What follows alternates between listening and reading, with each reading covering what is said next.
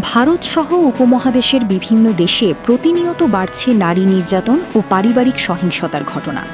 সমাজের ধর্ম, বর্ণ কিংবা শ্রেণী কোনো সীমারেখাই যেন এই সমস্যাকে আটকে রাখতে পারছে না।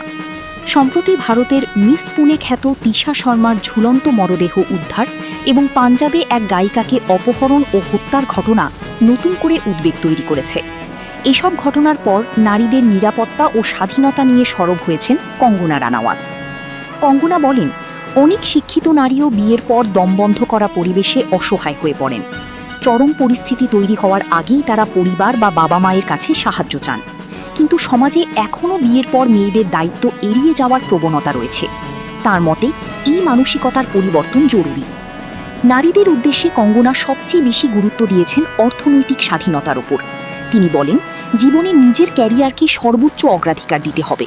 কোনো সম্পর্ক বা অন্য মানুষ যেন কখনো একজন নারীর স্বপ্ন ও আত্মপরিচয়কে ছাপিয়ে না যায়। তার ভাষায়, সম্পূর্ণ স্বাবলম্বী হওয়ার পরই বিয়ের কথা ভাবুন। তিনি আরও বলেন, নারীদের নিজেদের জীবনের নায়ক হতে হবে। বাইরের কেউ এসে তাদের রক্ষা করবে এমন ধারণা থেকে বেরিয়ে আসতে হবে। নিজের নিরাপত্তা, সম্মান ও ভবিষ্যৎ নিশ্চিত করার শক্তি নারীদের নিজেদের মধ্যেই গড়ে তুলতে হবে।